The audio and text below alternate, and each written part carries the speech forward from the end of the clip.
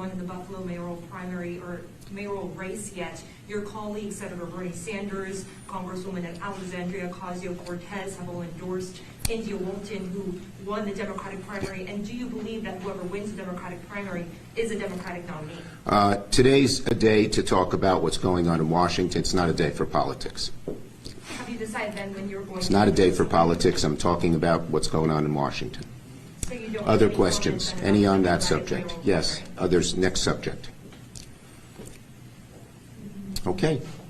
All right. Well, thank you, everybody. Thank you for coming. And we're going to fight to get you the money. Enjoy your lunch.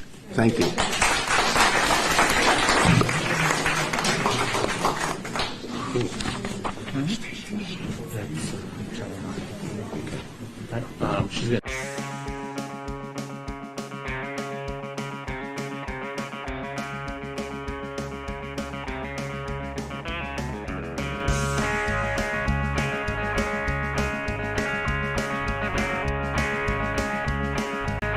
I think it then leads you to the question, is it always a requirement of a Democratic elected official, or perhaps the state chair or party chairs? Is it a requirement that if someone wins the Democratic primary, they must always get the Democratic endorsement of these people? And that's a question I would answer, no, it's not. Look, let's take a scenario very different, where David Duke, remember him, the Grand Wizard of the KKK? He moves to New York, he becomes a Democrat, and he runs for mayor in the city of Rochester, which has a low primary turnout, and he wins the Democratic line. I have to endorse David Duke? I don't think so. Now, of course, India Walton isn't in the same category, but it just leads you to that question, is it a must? It's not a must. It's something you choose to do. That's why it's an endorsement. Otherwise, they call it something else, like a requirement. There it is, episode 41. Yesterday's Man, Today, Sleepy Joe, and the DemonRats, featuring Branko Marcetic. A couple DemonRats right there. Just a note to Chuck Schumer. I mean, not that, I'm not a professional like you are, leader of the Senate majority. But if you don't want it to be politics, then maybe don't make a pro forma endorsement process one that you have to be like, I wonder if we're going to endorse her. I don't know. Let's see. Hello, David. And by the way, you're on mute, just so you know. Oh, no. I've been paying attention to Matt's chats behind the scene. I'm still learning the new system. I'm used to having to drive this thing. But yeah, really excited for tonight's show. We'll be joined in a couple minutes by Branko. And a little bit later, we're going to be talking a little bit more in depth about this India Walton situation. And a little bit later in the show, we're going to be talking about Venezuela, giving people kind of crash course in how the media manufacturers consent. But really looking forward to tonight. Yeah, absolutely. It's going to be exciting. But first, we should, before we move quickly to Branko, so Jonah Furman is reporting here, among others, an injunction against striking UAW members at Deere's Davenport Works signed by Judge Marlita Grieve. Jonah comments, freedom of assembly except when corporate America says no. Now, I thought this following exchange was kind of interesting in terms of, discourse. So a guy named Work Law Prof, who I don't think is work law on our side. Maybe I'm wrong with that, but this is just my surmise. Thanks. Paragraph 7. The obvious is obviously the key. Lots of alleged misconduct. Jonah says, what part of it is misconduct? Sounds like normal picket line to me. Trespassing sounds like code for being on company property, which the whole lot presumably is, and there's no sidewalk. Somebody else comments, nothing in here suggests that the judge had any evidentiary hearing or did any other fact finding. This is likely based on nothing but Deere's own statements. And Jeff comes back, right, that's because it was for a preliminary injunction. The union can go back to court and try to show the judge that she should modify or lift the injunction now. So all's fair, right? Right, David? Yeah, it's all's fair. I mean, it's just the nerve of people like that to sit here and act like we don't understand, for example, the legal process. No doubt they can challenge us in court, and that's their right, and they will do it. But the reason that companies do this kind of thing is to try to gum up the picket line, to make it difficult for people to stay on strike, right? I mean, like to just act like that is just an immaterial aspect, right? The fact that people have to that they have to limit the amount of people who could be on the picket line is just absurd. Yeah. I don't know. And it really represents a kind of like a class of people who all of these kind of problems are just abstract to them. Yes. Yeah, and time is not on your side, as the Rolling Stones said. And yeah, it's just it's so transparent. Yeah, you can go ahead and give it a shot. Like, I mean, and so what this is saying, you can only put 4 people on that corner and 4 people on that corner and no more, and then confine the type of activities you can do, all for like safety of everybody, right? And really, whose safety is for the bosses. Yeah, that's very true. I mean, and there's going to be a lot more to come and sort of breaking down these strike stories across the country. I talked about it a bit yesterday on my stream. I just want to let people know who are watching on YouTube. We have put in the body of the show notes today a bunch of different places where you can donate to strike funds. This is something that is really important. Usually when we have any kind of call to action, it certainly is important, but these specifically are crucial if you are serious about trying to rebuild a labor movement in the U.S. People talk a really big game about all the things that we want to do, but if we are not able to materially support people in moments like this, then we certainly are not doing our job. So this is a really great time if you have the ability to donate, to go down into the body of this of the YouTube video and to find one of these strike funds to support. Yeah, exactly. For folks that don't want to take a voting day off and not go to the ballot box, I totally agree. I understand that impulse on that day. Today's your day to build up that. Don't have to vote for a couple days if you do something really big here. I think that's fair. Well, shall we bring in our first guest here? Let's do it. Yeah. So joining us this evening, we have Branko Marcetic. Joining us today. Hope I got the last name all right. I've been hearing a few different brother. Thank you. That was pretty good. Joining us. That'll be in the top 10, I'd say. Yeah, man. I'm happy to be there. Well, I've been really looking forward to having you on this show to sort of break down Joe Biden, both his history and what he means today. I just wanted to share really quickly a funny story about your book, which people should definitely read, Yesterday's Man. I can't remember exactly when, but I was with Crystal Ball and she was talking about your book and saying that the first time I think that she talked to you, or sometime that she talked to you, she's feeling a little, sorry that you had just written this book. It got published and it looked like, Joe Biden was going to come nowhere near, winning the Democratic primary. And then a few months later, of course, she ends up winning and then ends up becoming the president. So you were very prescient on that. Yeah, I guess so. I mean, it's funny because people have said this to me before, that they kind of felt bad that I'd written this book. To me, I was very glad. I mean, I'd written this book about how this guy had this terrible political history and how he was uniquely ill-suited, perhaps, to take power at this particular time. And then, he's losing just horribly, primary after primary. So I was very pleased. And then, of course, when he came back in South Carolina, the day after, I believe, that the book officially launched, it was like some sort of cosmic practical joke on my part. But there we go. Yeah, you're gonna win both ways because you had it in the title, Yesterday's Man, right? So like, what do you want from me? I told you it was Yesterday's Man, but then it comes to it. I think like anybody who's surprised by, we're going to get into this, but surprised by Joe's inaction in office wouldn't have been surprised if they had read your book. And I think going back and reading it now is very illuminating for where we've ended up. Yeah, I mean, thank you. I guess we'll get into it, but I was pretty for the first 3 months. I was kind of happy to seem like I was kind of wrong. I thought, okay, maybe he's sort of outdoing expectations. He's not, nearly going to the lengths that I would have expected Bernie Sanders to go, but going well above what I would have expected Joe Biden to go. And then since then, it's sort of settled in and about where I'd always expected it was going to go. Sadly.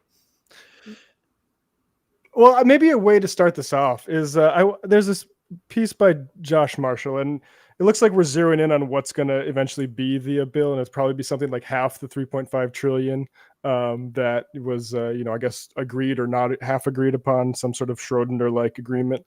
But Josh Marshall had a section here, David, and I'll put this up. This paragraph here, which I think really encapsulates what's the frustration people have with the Democratic Party. And Josh writes this: I confess that I have completely given up on making sense of what is going on the Capitol. So, I mean, people should maybe stop reading Josh. But is there going to be a reconciliation bill? Is the BIF going to pass? I have no idea. I'm going to skip a little bit forward. That is, to put it mildly, deeply unfortunate because the public is drifting away from the president and his party in significant part because they cannot seem to act on an agenda they say is so important. They are also sowing a creeping disillusionment and demoralization among their own partisans. This is fundamentally the fault of Democratic voters who missed the chance to elect 2 or 4 more senators last November. But the problem is Joe Biden's to solve. So there's a little stop to the end at, okay, I guess the buck stop does there, but if only the fucking voters pulled their finger out and saved us from this. Yeah, I mean, I think if you lose Josh Marshall, you've kind of lost the most hardcore partisan base of your party. I mean, Josh Marshall's been a pretty fierce cheerleader for Biden and the kind of more establishment wing of the Democratic Party for a while. So the fact that even he is saying stuff that I think people on the left have been saying for some time now, I think just shows you how, I think we can give up all pretenses to, there being a kind of 12th dimensional chess being played here, there being some sort of wider strategy. It's, it is exactly the kind of floundering failure that it appears to be. Yeah, I mean, the thing is, when looking back in hindsight, what Joe Biden sort of ended up representing was he was just like, I don't know. It wasn't like a glorious embodiment, but he was the embodiment of the Democratic Party. It was just sort of like the neutral option for people who are in that machine to show up for at the end of the day, which I think is why a lot of people on the left sort of had a difficult time understanding and sort of seeing him coming to power. I mean, Michael Brooks was very prescient on that early on, was saying when people were sort of writing Joe Biden off, Michael was always saying that Joe Biden was the biggest threat to Bernie. But before we focus too much on this year and the year before, I was wondering if you could sort of give us a kind of brief history of Joe Biden. Like, where does he sort of come from within the Democratic Party movement? What was his record as a senator? I mean, we don't have time to go through everything, but just sort of give people an understanding because he's been around for a very long time. Yeah, one of the longest serving senators in U.S. history. I'll revive the stump speech that I gave for the first few months of 2020, which was that Biden came out of a kind of precarious middle-class family that at times was doing really well. At other times, his dad fell in hard times for a variety of reasons. I think that partly shaped his worldview. He obviously grew up in Delaware, heavily segregated state with a lot of a history of racism, and by the time that he was really coming into his political career, those tensions around race and racial divisions were really coming to a head. He was initially a Newcastle County council member. His big selling point was that he was young, charming, good looking, all of that stuff, kind of superficial things. When he ran for the Senate, he ran against a very old and elder statesman of Delaware politics, and no one expected that he would win. I think, ran as a way to kind of raise his profile, but because he was so young, because he had this, politician's charisma, he was able to get people on board and get people excited for his run. And he raised a lot of small dollars. He ran on a kind of sort of wishy-washy anti-Vietnam platform. First, he kind of just didn't take a very firm stance one way or another. Then as time went on, he kind of went more into the firmly pro-withdrawal camp. And most interestingly, I think for the way that we think of Joe Biden now and the way that his career went, he ran on this kind of New Deal-ish platform that was almost, you look at kind of what Bernie Sanders was saying in 2020 and 2016, and what Biden was saying then wasn't that dissimilar. He was talking about starting a consumer protection agency. He was talking about the billionaire, not so much the billionaires, but the millionaires and big business and all the billion-dollar corporations and how they were dodging taxes and all this kind of thing. Ran on actually a fairly progressive campaign. He won, and for the first few years, he kind of stuck to that messaging. And then, as wider political conditions in the United States really shifted, so you saw things in Delaware really get crazy around the issue of busing. Biden, who until then he had said anti-busing things, but he had always voted the liberal line on busing. Now, to save his political skin, he sees that politics is changing. He becomes, the most fervent anti-busing politician, maybe in the country. I mean, outside of the South at least. And he starts also talking about the need to cut spending. That becomes a big thing because inflation is rising. That the narrative becomes that the reason inflation is out of control is because of all these crazy government programs. He actually puts forward a bill, what he calls a sunset bill, which basically provides for, I think, every 5 years, every single federal program has to be reauthorized by Congress. It's an insane, extreme bill that was called as such at the time, but that's the kind of way he's going forward. By the 80s, he really transitions to the Reagan style of politics, because that's where politics is heading as a whole. And he really, for the next, 4 decades, 3 decades, really until now, kind of becomes one of the main conservative anchors of the Democrats, always pushing them to go right, always pushing them in a more Reaganite direction on foreign policy, on domestic spending, on entitlement programs, and so on and so forth. And, it's ultimately why, part of the reason why he was chosen by Obama to be vice president, because part of the idea was, well, people are worried I'm a young black guy, I'm kind of liberal, well, therefore I'll pick this conservative dinosaur from Delaware to assuage the kind of more conservative elements of the voting public.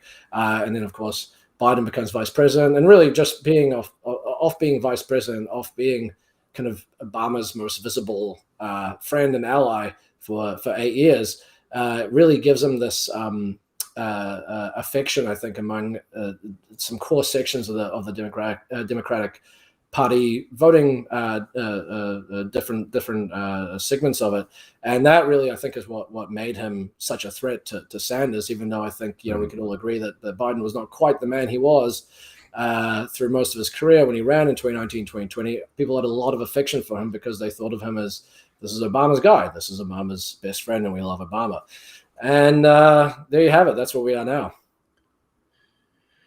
Yeah, I mean, it's interesting looking at, I guess, now, like the early days of the Biden administration, is seeing his ability maybe to see which way the wind's blowing, and at least see where there's appetite within the party. Maybe not necessarily for action, but for reference.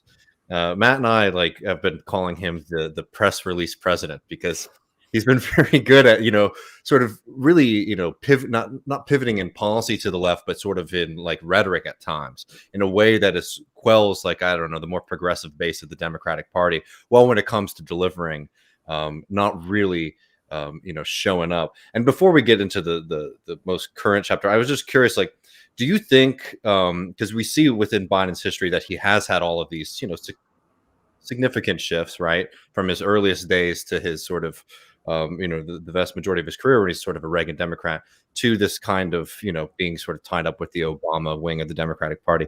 Do you think that there is sort of a deep ideological core to Bidenism, or do you think that he's an opportunist at this point?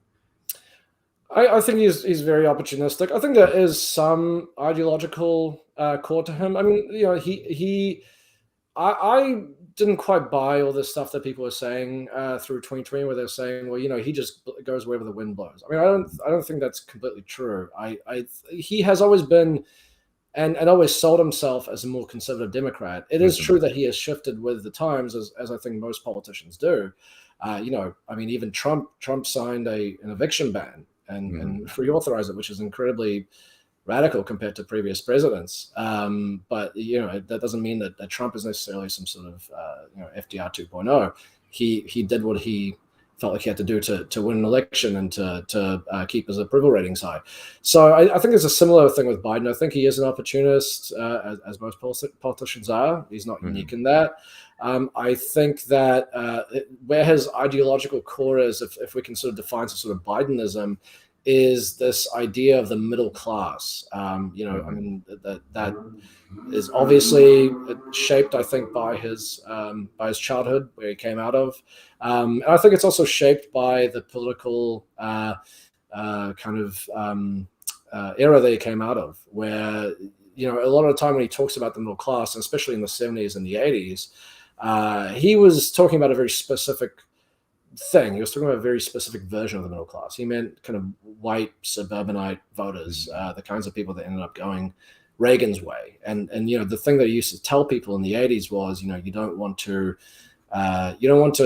sacrifice the middle class on the altar of all these different special interests, by which special interests he means, he meant black people and Latinos and poor people and LGBTQ people and all those different kinds of demographics.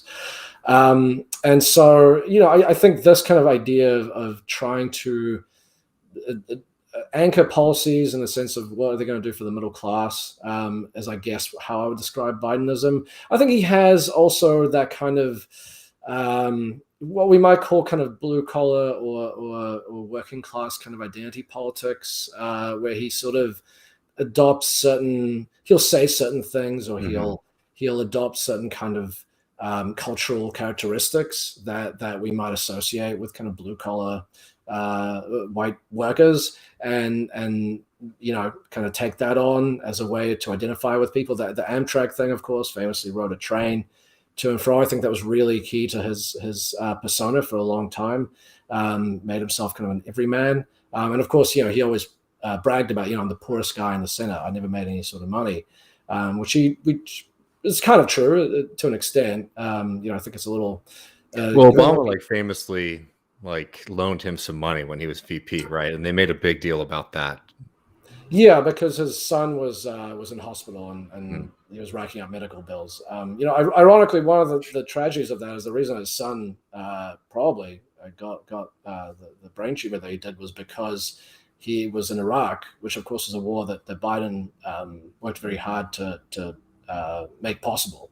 That sort of tends to get elided from his biography a little bit, that he really paved the way for the war that ended up creating his son's fatal disease. But I think that, to the point that to the extent that we can narrow down some sort of Bidenism, that's how I would describe it. And I think the Biden right now that we're seeing is very different to the Biden of the last 40, 50 years. It's a better Biden, but I think we're learning that in this era, a bit of Biden is not really enough. Mm-hmm. Yeah, I mean, I just was reminded of the Kamala Harris exchange in the debates where she brought up the busing issue to hit him on and to sell merchandise on. But then after it developed for a few days, she didn't actually have anything structural to provide in this. And we've always been saying, look at what he does on the structural things, like the minimum wage or the PRO Act or healthcare expansion, like this sort of stuff. And he's basically came up lame in all those attempts so far. Voting rights, another one. They're just not on the table. And I feel like just that says a lot about where this Democratic Party is now. It's a point where it can elaborate the fight against fascism or the saving democracy, but not even remotely, because they're afraid of, like you're saying, the middle class, I guess older middle class, I would think. I don't know. How do you explain that disconnect? Yeah, I mean, to me, it's kind of the classic Democratic thing, which is especially over the last 4 years, you use kind of maximalist rhetoric, and you say all this stuff, but you don't really believe it. You just know that the people that you're selling it to believe it, and so you are trying to sound like them because you want them to vote for you. But in the end, do they really think democracy was at stake? I mean, if they really believed, if Biden really believed that this was kind of U.S. democracy's last gasp right now, why would the argument be, well, we can't get rid of the filibuster because we need it in case the Republicans take power? Well, you've been saying that there is no next time. The Republicans, when they take power, that'll be it. That'll be the end of democracy. So holding something in your back pocket like that is completely pointless. I would maybe add one thing, actually, what you were saying about how a lot of the structural stuff hasn't really changed that much. Maybe one thing that we could say is a core of Bidenism, to the extent that it exists, is that certainly the way he pitched himself in this campaign, and he sort of said things like this previously, where the idea is it's this class warfare stuff is wrong. He said this in the 2000s. He gave this interview, I think in 2003, and he said this whole thing that people are saying that you need to do class warfare and stuff, that's a terrible idea. What Clinton did in the 90s, that's where the country is. That's where you need to go. You don't need all this ridiculous populism stuff. And in 2017, as he was kind of gearing up for a run, he did that famous speech to that hedge fund conference where he basically said to a bunch of Wall Street finance people, I need you. I need your help. Nothing will fundamentally change. That's where that famous line comes from. He told them nothing's going to change, but if we can just sort of tinker around and find the right balance where you don't have to sacrifice all that much, and we give just enough to certain groups, and we fix things, and we educate people enough, and the workforce gets back to where it is, then everything will be fine, and we can basically just keep going as we've been going. And that's kind of what he's tried to do as president. Conspicuously, a lot of the things that he and the party have kind of given up on are the things that really were probably most threatening to donors, to big business, which of course gave very handsomely to Biden's campaign, has been lobbying very hard, through his whole year. Things like the $15 minimum wage, things like the public option, which has just completely disappeared. Doesn't even mentions it anymore. So it's all it's things like childcare and universal pre-K. They are very good, but those are things that in common benefit both working people and also businesses. That is also very, very helpful for businesses. So he's tried to do that. I mean, it hasn't really worked out so far. So I guess we're seeing the fruits of that approach. Yeah, and I mean, I was about to say not to be too cynical, but you really do have to be cynical when you're watching the Democrats in office. Like, there is a bit about this whole saga that we're watching right now that is sort of, I don't know. I think that it's probably is going to come back to bite them in the ass, but you can also see a strategy here where we'll look at all these things that we can say, like, we were so close to being able to get all these extremely popular policies in place, but what we actually need is just another shot, a big sweep in 2022, to be able to put these things into place. I wanted to play this clip from today for you, actually, and sort of get your reaction to it, because it really hits on a lot of the ways that he's talking about, class in the United States and, his popular support here. Let me get it. This. For too long, working people of this nation, the middle class in this country, the backbone of the country, have been dealt out. It's time to deal them back in. I ran for president. Some West Wing moment. I ran for president saying it was time to rebuild the backbone of the nation. And by that, I was very precise. The middle class has been the backbone of this nation. Backbone. I couldn't have been any clearer. That's why I wrote both these bills in the first place and took them to the people. I campaigned on them. The American people spoke. They have no doubt about what I ran on. Both these bills were all what I talked about. But guess what? 81 million people voted for me. This. For too long, working people in this class in this country, the backbone of the country. Hold up, sorry. Yeah, I mean, I'm curious what your reaction to the way that he's talking right there about this kind of this. I mean, like he obviously, when he gives talks to reporters and stuff, he's going to hit up a certain kind of rhetoric. But this was an interesting moment because I don't know. I feel like it fizzles a lot when you watch it. But this is like Biden trying to do almost like an FDR style thing where he's like calling upon all the people who supported him to, to stand up and to encourage people to finally push through the gridlock. But I don't know, it's that kind of like Sleepy Joe version of it that I don't really think is going to move the ball very much. Yeah, I mean, what is he really doing? I mean, I feel like in this whole thing, he's present because you read about him or you'll see a speech from him, but is he really doing anything remotely like what FDR did. I mean, a few weeks back, or a month or so ago, Sanders did this tour around certain red states. He went to Indiana, he went to Iowa, and I think actually he went to Michigan, which isn't a red state, but kind of a purplish state. And he was trying to sell the bill. What he was saying recently about how people don't know what's in it. He was trying to go directly to these places, to Trump country, and say, hey, this is what is in here, and this is how it's going to improve your life, and this is why you should actually care about this. I mean, I don't, Biden's done speeches here and there, but it's bizarre to me that Biden sort of takes credit for the bills that he says, I wrote these bills and I campaigned on them. But compared to what Sanders has been doing, Biden's really been kind of in the background. I mean, Biden specifically, like when he had Jen Psaki say, we're looking at a reconciliation bill and not the 3.5 trillion reconciliation bill, that's him not taking ownership of it and basically saying, we're going to whittle this stuff away.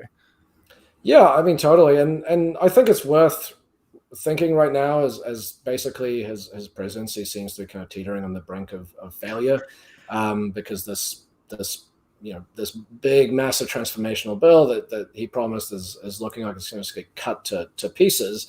Why is this happening? Because a few months ago, like I told you, I was thinking to myself, okay, I'm maybe I was wrong, and I'm pretty happy that I was wrong, because he seems to be kind of heading somewhere. And after he passed that relief bill, there was this real momentum behind his presidency. He had the media fully behind him, which is obviously very important. They were just pumping out constant hagiography and constant kind of press releases basically in his favor. And his approval ratings were high. People felt like it was, he was really doing this FDR thing, even if really, he wasn't quite as ambitious, but okay. And that would have been the perfect time to keep pushing and to go, okay, we passed this thing. Now let's go further. Let's use this moment to use this momentum to do the very difficult thing and get all 50 Democrats in the Senate on board with this even more expansive thing. That was a moment when Joe Manchin, who now, I know he's denied it, but there was that report that he's even thinking about leaving the Democratic Party now. But at that time, Manchin, completely unprompted, I believe, floated something like $4.5 trillion for an infrastructure bill, which is even higher than the compromise that Sanders ended up with that's going to get cut now. And I think it's because everything was sort of in Biden's favor. And unfortunately, he frittered it away, because what did he do? He said, well, I also want to prove to people that we can still do things together, bipartisan, and still come together. And then months went by with just them screwing around, essentially trying to do this other bill that was basically part of that bill, but they'd split it off so that they could prove that they could get 10 Republicans on board. And all the momentum was lost. All these other kind of festering problems came to the fore because coronavirus kind of came back. There were some mistakes in terms of the administration's pandemic response. There was the Afghanistan withdrawal, which I support, and I know you guys did too. But that took a lot of political capital, and at that point, the media completely turned against him. And so all the cards that he was holding, he basically threw them away. And of course, now Manchin, who maybe was predisposed to support something more ambitious, I think probably looked at this and went, well, this guy's sort of tanking. Not only do I feel no pressure to support what he wants, but I also kind of, maybe it's not even a good thing for me to support what he wants, because this is not going well. And now this is where we are now. Yeah, and where we are is is an interesting and open question. I'm really curious as to your thoughts on this. I will just say, my prescription, one thing that is making me a little bit worried is, as we're trying to build a stronger socialist movement and trying to bring people into thinking of themselves potentially as democratic socialists, etc., how closely tied that movement might seem to, I don't know, what seems like it might be a sinking ship, which is this reconciliation package and the infrastructure bill, right? In the sense that it's really important that Bernie's out there fighting to get the things that we can get. we don't want to also be tied too much to, a failed political project that might be Bidenism. But beyond that, I wanted to sort of ask your thoughts on this, because there were those initial like, oh Lord, he's FDR reincarnated. He's reluctant, but he's going to do it big. And it's funny now to hear all these complaints coming from Biden, and I know from Bernie as well, that the way that the media talks about these packages is by their price tag alone. But I have to say, especially early on, that was how a lot of progressive and squishy progressive journalists were talking about it, in the sense that this is a break from old school neoliberalism. This is a break from like austerity politics. They're willing to spend a lot of money, and now we might be in some kind of new era of capitalism. I mean, do you think that that's a fair sort of claim against some of the people who were sort of writing these big stories about Biden during that time? I suspect that the reason those stories were being written was the kind of regular liberal Democrats. I think were fully on board with whatever Biden wanted to do, because he was the guy that beat Trump, and also they just kind of people want to pretend like everything was fine now. And I think that those pieces were more kind of like, we need to get the lefty people on board. We have to convince them and see, look how huge these spending bills that he's proposing are. That's a real difference from before. And I mean, in terms of what it represents, whether it's a new world or not, I mean, I think this entire time after, through the pandemic, even when Trump was in power to now, I think we're in the middle of something new being born. I don't know quite what that is. It's clear that, when the IMF is consistently talking about, forgetting about deficits and better social spending and creating a kind of robust social safety net. I think presumably because they're looking at the sort of threats to democracy from what has happened over the last 40 years. I think that something has changed, obviously. But I don't think it's quite to the scale that some people are saying. I don't think we're in some sort of radically different stage than where we were before. I think some of the rules have changed, and some of the rules also that kind of govern how we thought about politics or how we should structure society are kind of vulnerable, if not kind of crumbling. And I think that presents opportunities. But I don't think we're there yet. And I think the fact that Biden felt pressured enough by kind of right-wing attacks to let unemployment insurance go by the wayside, I think that's a really good example of that. Clearly some of the old rules are still there, and they're still fighting to be heard. I mean, like on that, and like the eviction moratorium, all of these things that were under threat. There were some, like, I don't know, kind of slight defenses you were seeing from Biden and the team there. But I mean, just going back to some of the FDR, comparisons, like these things were extremely damn popular with people. Also, so were the stimulus checks.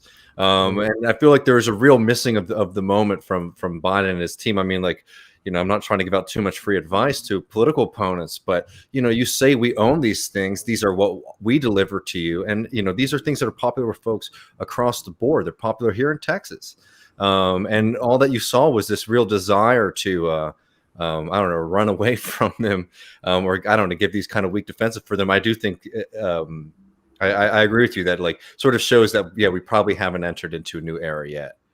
Yeah, I mean, and also to a large extent, I mean, on the one hand, yes, I've been surprised at how, I guess, progressive Biden's been, compared to the Biden of old.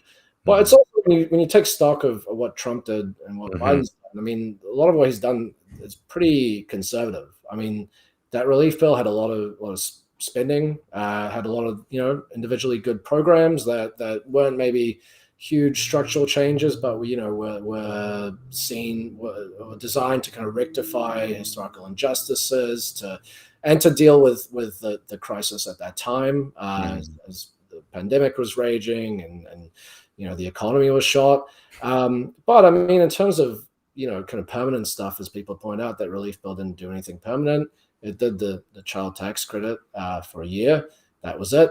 Biden had to be pressured to do the eviction moratorium, to renew it, to actually even fight to try and renew it, which is just Trump's policy. I mean, and you would think a guy who was the new FDR would kind of go above and beyond what his very right-wing predecessor did. But it's basically, and the other thing that Biden did, of course, was the $2,000 checks, or the $1,600 checks. Asterisk. Yeah, exactly. And I mean, listen, those were good, those were popular, but again, that was done under Trump. I mean, it's kind of stunning to me how much his administration has been a continuation of Trump in those ways, and also in the bad ways, immigration and I mean, the border here. No, I mean, I'm telling people that I mean, obviously Biden is somebody whose political vision I very much reject, and I think that it's important for socialists not to get, I don't know. I think it's really important at times to make sure it's very, very clear that we view these people as political opponents. But I will say that there are a lot of things that are very frightening for the future that I've been looking at. I don't think people have really reckoned with enough. You look like what happened here in Texas in 2020, when everybody was talking a big game that he might be able to pick up the state potentially.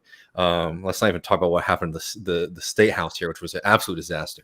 But you look at South Texas, you look at the Rio Grande Valley, and Trump was able to eat into the Democratic Party strongholds in Hispanic communities there.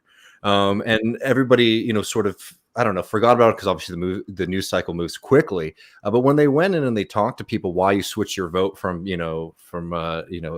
typically voting Democrat to voting for Donald Trump of all people, right? You live on the border. You're a person he's accusing of all these horrible things. People would say things that are very basic. It's like, hey, those relief checks are very helpful. Hey, these kind of emergency programs are really helpful.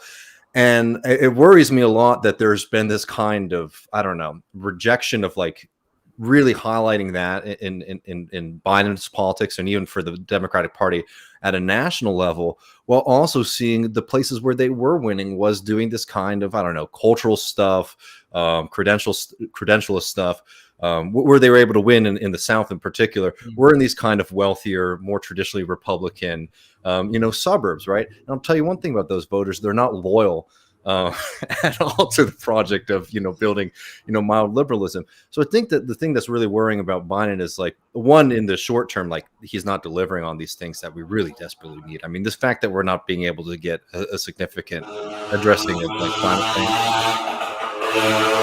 Yeah, I mean, I think that kind of hits on an important point, which is part of the reason why he's in the bind that he is now, and the party's in the bind that it is now. It has these really narrow margins, particularly in the Senate during an election year where everyone thought this was, they were going to pick up some seats, and in the end, I think the fatal mistake was, and this is absolutely baffling, and I think is going to be one of these things that people talk about for a long time, especially if Biden's kind of presidency ends up floundering, as it looks like it is the decision to cancel in-person door knocking. The thing that Obama famously staked his campaign on, and that he cited and his campaign cited as the reason that he had won those victories, and they said, no, but for the sake of coronavirus, even though there was, I would say, no real safety issues with door knocking in a pandemic, as long as you were masked, as long as you were able to keep within 6 feet away or so, they canceled it. And that was all these different Democratic officials around the country, including in Texas. They cited that as the specific thing that lost them not just Senate seats, but state house seats all over the country, which of course now has put the Republican Party in this position where they can gerrymander the way to power for another 10 years. There was this decade-long, multi-million-dollar campaign by the Democrats. They had this plan. They were going, on this election, they were going to win a bunch of state houses and stop the GOP from doing what they did 10 years ago. And they failed, and it was directly because of the Biden campaign and the decision they made. Absolutely baffling decision. Meanwhile, Trump, of course, his campaign read the Obama book, quite literally. And they just followed what he did, and they went door knocking everywhere. And, lo and behold, a massive turnout for Trump at a time when he was absolutely running the country into the ground. I mean, and it's just this cascading series of bad decisions and failures that are now leaving us where we are right now. Well, it's because the Democratic Party is fundamentally awkward with democracy, right? Like we've talked about this before, like the Republicans, their goal is to repress democracy. The Democrats should be to cultivate it, but instead they just think we're going to like manage it somehow. And fundamentally, like, yeah, you're afraid of your own base, and you expect you can get them out with, Facebook ads and stuff like that. Yeah, exactly. I mean, which also fits completely with what I think has really infected the Democratic mind over these last 4 years, which is that this idea that the reason everything that's happened has happened is because of Facebook memes and because of bots and social media. And that's why Bolsonaro won. It was because of tech companies and social media. It's why Trump won. Every single thing bad and good gets ascribed to this, which is of course completely ridiculous, but very much reflective of that mindset that you're talking about. Yeah, I mean, and I think it's important for people to spend some time looking at those memes that have been put out there, absolutely ludicrous, and they're not really convincing anybody. And that's, I don't know, you're coming up with very complex, very simple solutions to complex issues.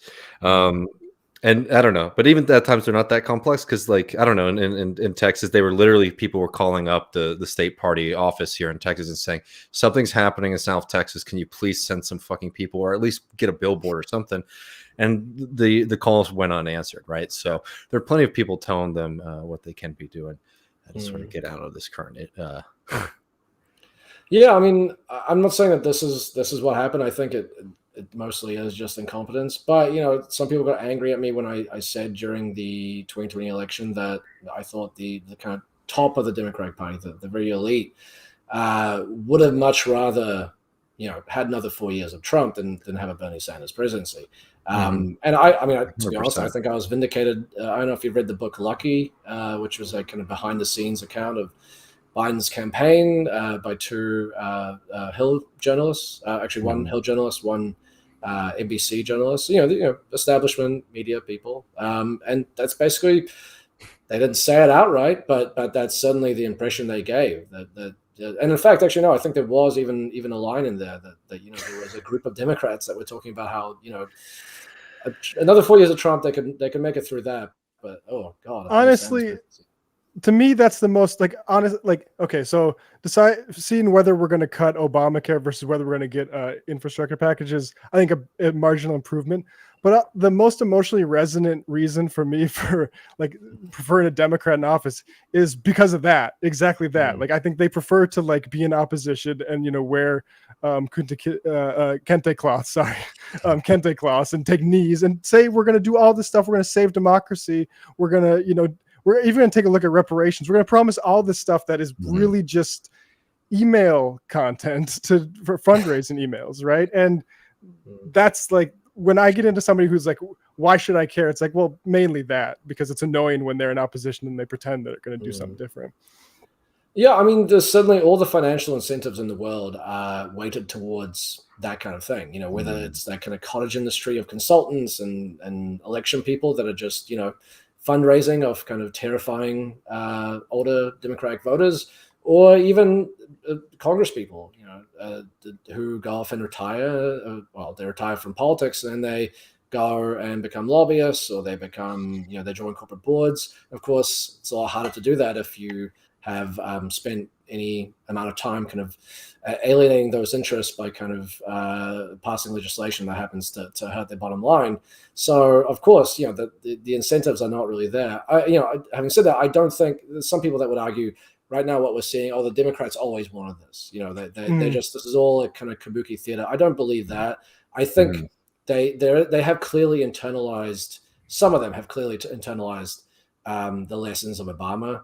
and kind of some of the cases that have been made by people like Reed Hunt and also people on the left, that basically by doing too little and failing to really live up to his promises, that people got disillusioned, and things fell apart, and you got Trump, and also a bunch of Democrats were thrown out of office. So I think that there is they're cognizant of that, but I think we would also have to be foolish to completely rule out the very, very strong financial incentives that exist to not do anything.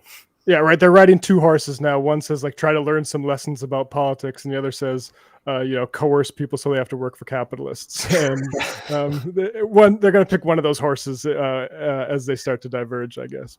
Well, Branko, I really appreciate you taking the time this evening to talk to us.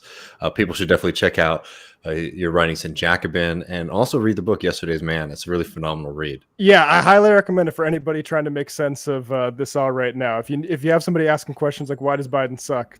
There's your answer. Well, I appreciate that. All right, well, take care. Yeah, you too, guys. No, that was sweet. I got freaked out for a second. I thought the motorcycles coming from somebody's place were like a horrible feedback loop. Like ghosts were attacking for a second. That was a powerful, that sounded like a big fight. Those were some big boys. There's some big hogs out there. No, really, Yesterday's Man is a phenomenal book. And Branko's writings in Jacobin on all sorts of subjects are really phenomenal. I can't suggest people follow his work enough. Yeah, absolutely. I mean, he's essential reading. There's a few people who like you thought Eric Weinstein, the Weinstein brothers, talk about like the sense making community and stuff like that. Like Branko's part of the actual sense making community, I would say. No, for sure. Well, we got a couple things to get before we go to the post game. Just reminding people, we're getting close to 1,000 patrons over there. It'd be really great if we could hit it before my birthday on Sunday. Might be shooting a little high there, but it would be really, really nice thing to wake up to Sunday. We're also trying to get Matt Leck out here to Austin, Texas for us to do our inaugural barbecue stream. So that's what will be coming once we hit 1,000 patrons. There's plenty of bonus content on there. There are deep dives into theory. We have our radical history series where we've gone in depth with really wonderful people like Paul O'Connell and Milton Allen Monty, people like James Conley and Walter Rodney. Like you definitely are going to want to get that. We have a lot of fun too. We have our think tanks, which we do the first week every month. We have bonus episodes each week. On top of that, you get the post game where Matt and I sort of hang out for a little bit, watch some clips of weird right wingers, drink a beer, and answer your questions. So definitely sign up and join us at patreon.com/leftreckon. Today we're going to be talking about Third Way Harambe. Actually, I'm excited. You haven't seen this, have you, Dave? I have not seen this. So Matt's always introducing me to the weird things on the internet. I mean, it's not like I don't spend enough time there, but Matt has an in. Yeah, I got a little oracle into some dumb stuff, including this is a little bit less obscure, but Third Way Harambe is not obscure. It's where that girl who was going to stand up to the bull in Wall Street. Oh yeah, the little girl or whatever. Yeah, that solved the patriarchy. So now Harambe is going to solve inequality. Oh boy! By offering a third way that makes capitalism work for everybody. NFT or something like that. Yeah, I'm excited about that, and also I'm excited to show David AOC's Challenger. That's going to be fun as well. But I've not seen enough of that yet. No, plenty to do. Also, I'm going to be. We'll do a segment on this next week, but I do just want to shout out really quick for people who are here in Austin. There is an important election coming up here.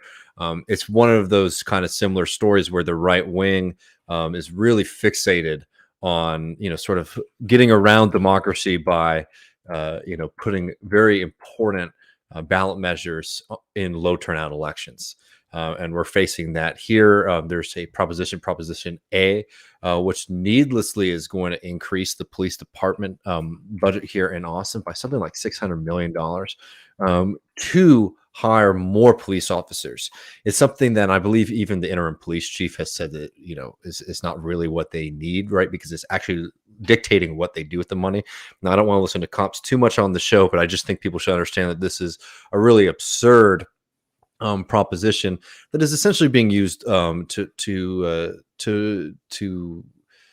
I don't know, clandestinely gut other programs. Because if you increase these city budgets, that means cuts have to come elsewhere. That means cuts to fire. That means cuts to EMS. That means cuts to parks, libraries, etc. So yeah, we'll talk. I think I'll do a full thing, sort of breaking it down for people. But I want to put up. I'm just pulling up the chats here for people to check out a website where you can go and volunteer or donate.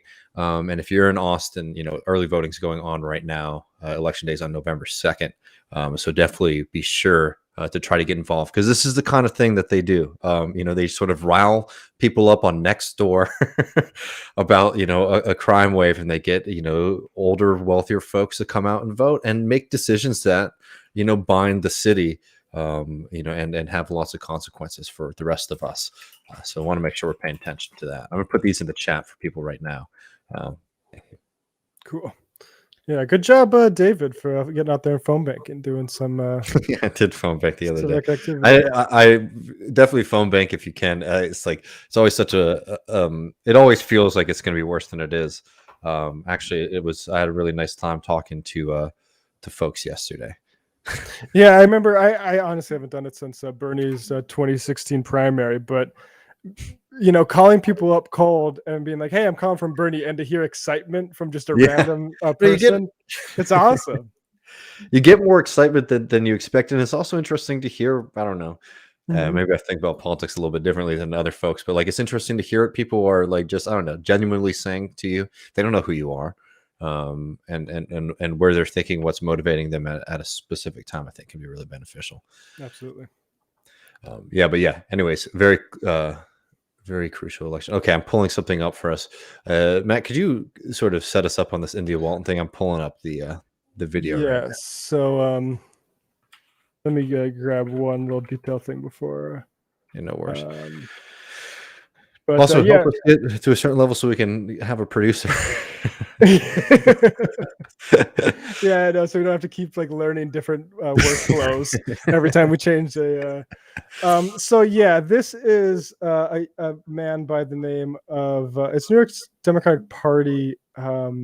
Let's okay, fucking intelligence are not ordering information with it. What's the pyramid? The most important information. Here it is. Jay Jacobs, party chair, New York Democrats, is asked a question that people are asking a lot of people, Chuck Schumer, hey, you're not endorsing India Walton. Do you want to specify a reason for that? And rather than specify an actual reason for not endorsing India Walton for Buffalo mayor, they like to get a little bit philosophical. So here's a little thought experiment from party chair. I think it then leads you to the question, is it always a requirement of a Democratic elected official, or perhaps the state chair or party chairs?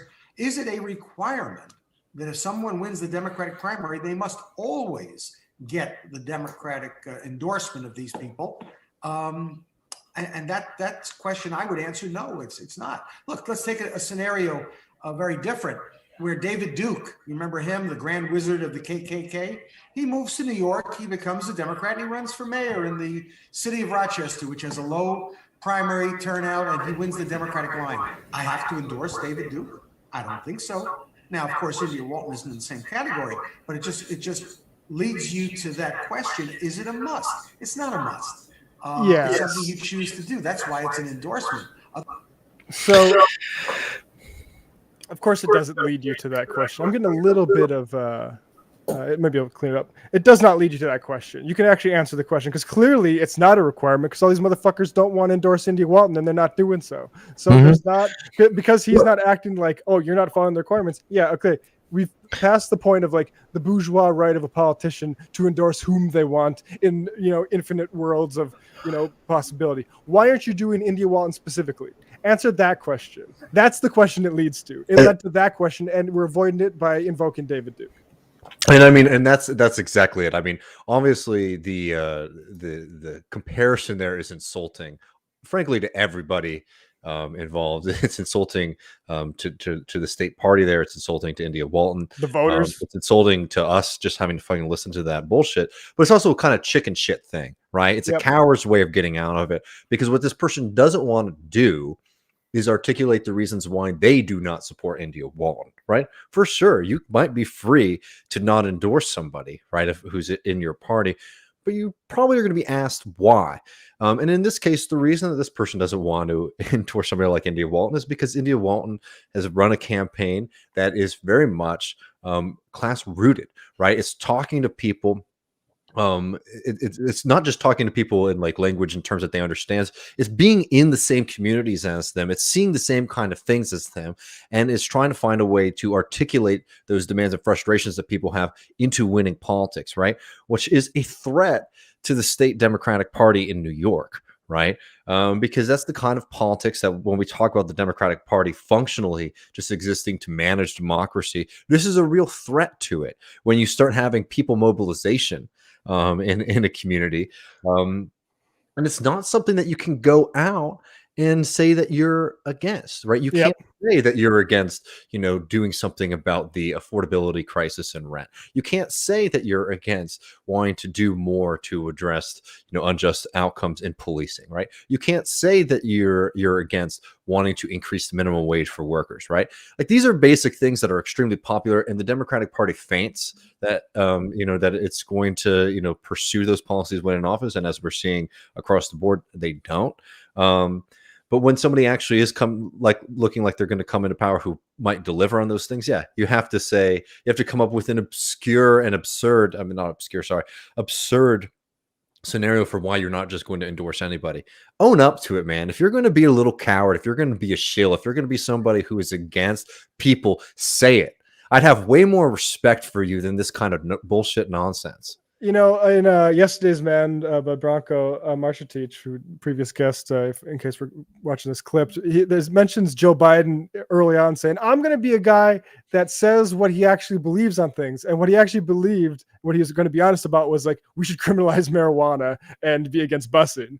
But at least he was honest about it, right? This thing where it's like, gosh, who thinks of India Walton is equivalent or in the same category as David Duke? The real estate industry, like all of these sort of moneyed interest donors, that's who thinks of, that's the equivalent. That's why he draws that equivalence. That's why it actually makes sense to them, because they actually think of India Walton as not part of us, as like David said, an absolute threat to us. And it's really revealing. And Hochul, the lieutenant governor or the governor now, whatever, replacing Cuomo, also not taking a position. But it's more interesting that Chuck Schumer's not, because like he said at the top of the cold open here, like, this isn't about politics. If you just went and just endorsed normal Democrats who win primaries, then there's nothing political about it. It's not a question you have to field. But all of a sudden you're going to be coy about it and not answer why. You're making it political. And it's because, you're, like David said, against what she represents. DemonRats, man. Yeah, I mean, DemonRats is a great slogan. I'm so sad that the right wing came up with it, because it's phenomenal. I mean, and also I'll say it time and time again. There probably is not a state Democratic Party in the country that is as rotten to the core as the New York State Democratic Party. I mean, that is a pay-to-play system. It is an organization that is almost completely overtaken by the real estate lobby, which is playing no small role in trying to come at somebody like India Walton. Remember that, a lot of times we talk about the need to do local politics, which we do.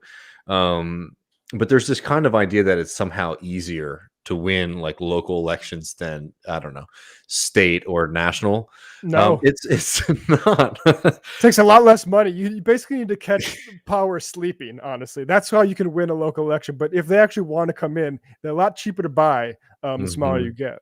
No, I mean, local governments across the country are completely bought and sold in large part by the real estate lobby. There's other interests, of course, but real estate in particular has a lot of control of these systems, and that's why people, progressives are threatening to that system, but like democratic socials are especially threatening to that system, because when we say things like, "Oh, rent is too much," we start to locate the actual reason that rent is too much, and that is because there's a predatory class sitting on top of our homes, just like sucking up value while the rest of us can't get into it, right? We start to name the capitalist class themselves, so landlords. And I gotta say, just to jump in there, like to see Charlie Kirk talk about what's the group that's buying up all the homes? I can't remember off the Blackstone, top of my head, or whatever. Blackstone. Yeah, isn't that like buying up? Like I see the right like occasionally make, and Will Witt, the PragerU kid, who's also like against like the giant conspiracy of everything to buy up all the homes for corporation. Like this is a real issue. The real estate, like that's relevant. I don't know anywhere that wouldn't be sort of something you don't want to tamp down on your political base if you're a political party that wants to win elections. Yeah, no doubt about it. Well, before we get to the post game, I wanted to just BlackRock. Sorry. Oh yeah, BlackRock. Yeah. Blackstone. I think Blackstone is like a picture company. Yeah. I like that on-air correction. Before we go to the post game, there's one more story I wanted to touch on, just because I don't know. It talking seriously about Venezuela is something that we need to get a lot better at doing on the U.S. left. Beyond that, though, this is a really worrying area of Biden really starting to ratchet up pressure and sort of breaking down, I don't know, relations that seem like they might have been getting to a point where they were cooling. So we'll do more on this in the future, but I want to just note a couple of quick things here. We're going to talk about Alex Saab, who is a Colombian businessman who has ties to Maduro in Venezuela. And I want to talk about the story briefly, and then I'm going to play a clip to show people how these stories are told to folks, and to just, I don't know, make the point that the ideological project of making everything seem as sinister as possible and obscuring United States interest in the the actual implementation of imperialist policies, trying to obscure that relation. So just really briefly, and I'll be candid here. Alex Saab is a Colombian businessman who essentially has a relationship with Maduro and the Venezuelan government for one purpose. This is a guy who, I'm sorry, I know this might piss off some people, but I really don't have any doubt has a shady past and is involved in like shady dealings, right? This is a guy who the Venezuelan government works with to essentially get around the blockade and United States sanctions so that Venezuela can buy and sell things on international markets. So that means, by definition, this is somebody who is breaking the law, right? This means that this is somebody who does things like money laundering, right? And creating shell corporations. And I'm sure as hell, the person is taking money off of the top from it, right? This is not just coming from the goodness of their heart, right?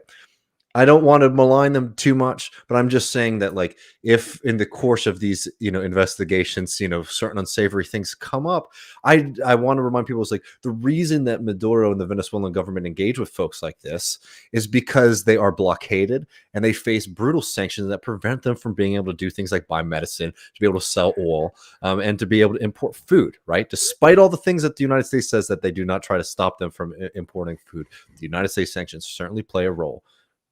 I mean, put in the context of all the revelations we've had in like the past, I guess, decade now of tax avoidance. I think we can, say that maybe some positive upside as opposed to the people who just do it to have more money at the end of the day. No, exactly. And also in the same way that, like, we employ people who do things that are unsavory, right? Oh, do we? I'm sorry, man, We're not not to so burst we're your not bubble so here. innocent ourselves. Okay, we're not. We So, even have we have actually a few departments of people who do things that most people would consider, if not illegal, to be immoral. Um, a lot of but the basically, executive branch. these are the kind of people. This is what happens when you create, when you create a regime of sanctions and blockade against a country, again, to try to eradicate a government that continues to win at the ballot box, right?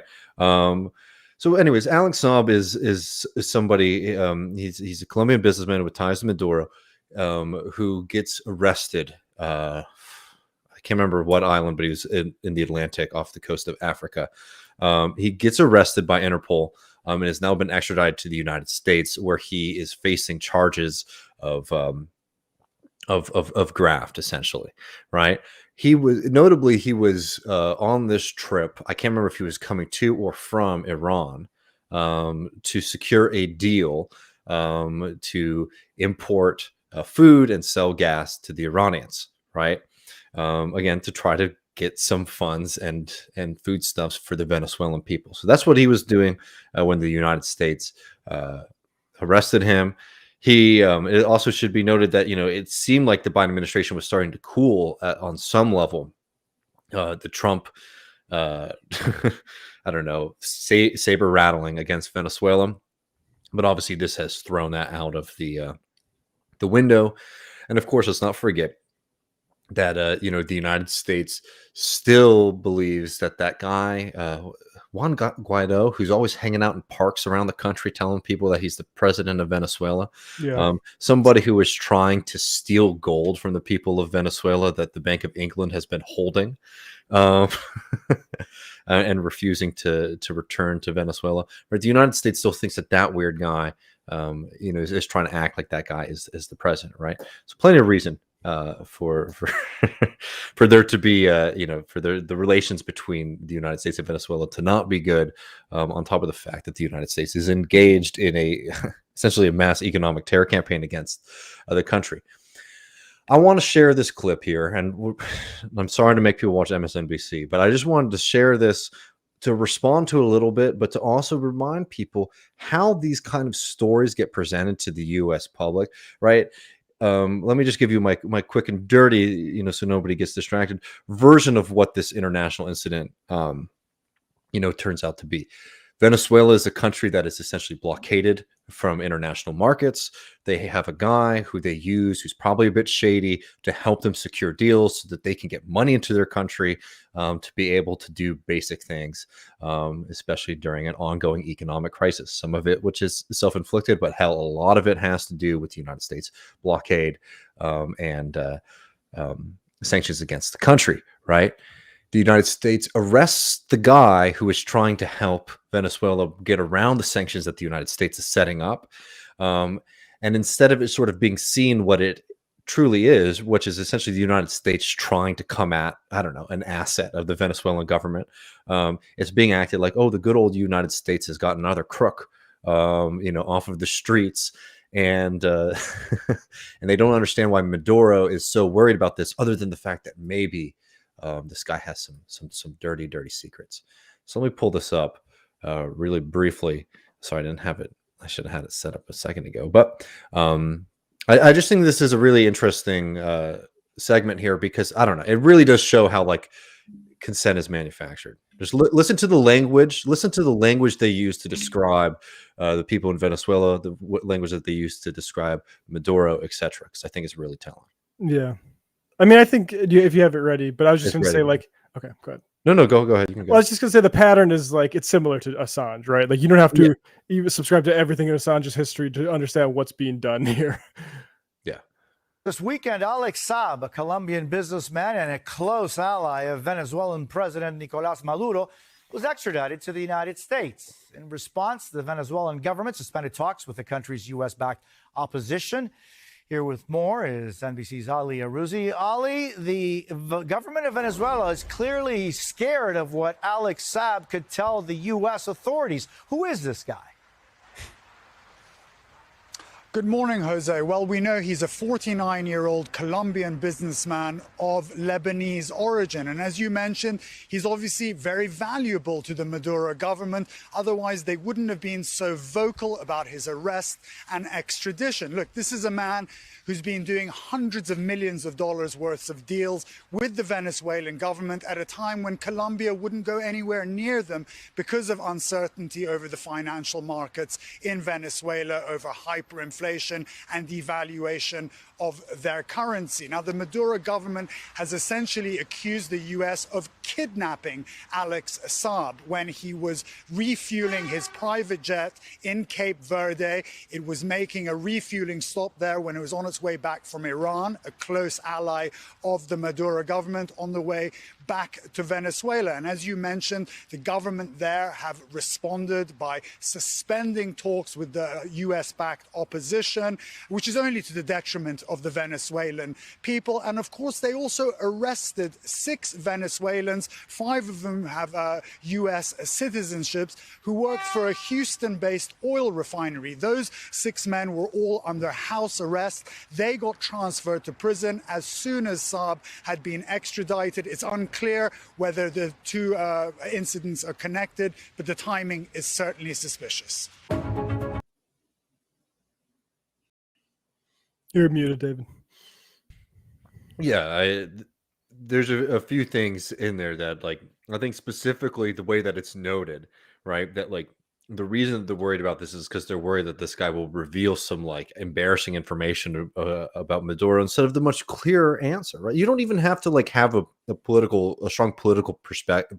Opinion on Venezuela to sort of see what I'm saying here is that, no, the reason the Venezuelan government is mad is because the guy who helps them do deals, right, has been picked up by the country that is preventing them from doing deals, right? I don't know. It's just like it's a very simple thing to me, but instead, you know, there's this implication that there's extra cynical. Sorry, there's extra, like, dark secrets or skeletons in Maduro's closet, right? This is how you create a narrative in people's mind that, like, I don't know, other countries' leaders are thugs and criminals. Right. Yeah. The way you're acting in response to us, I don't know, kidnapping, maybe that's too strong, a person who's very important to you, proves that everything we say about you has been true all along. Exactly. Yeah, I mean, there's no doubt about it. And again, like, the point is not necessarily to say, I don't know. I don't want to malign him too much because he's doing things that are, you know, opening some doors for folks.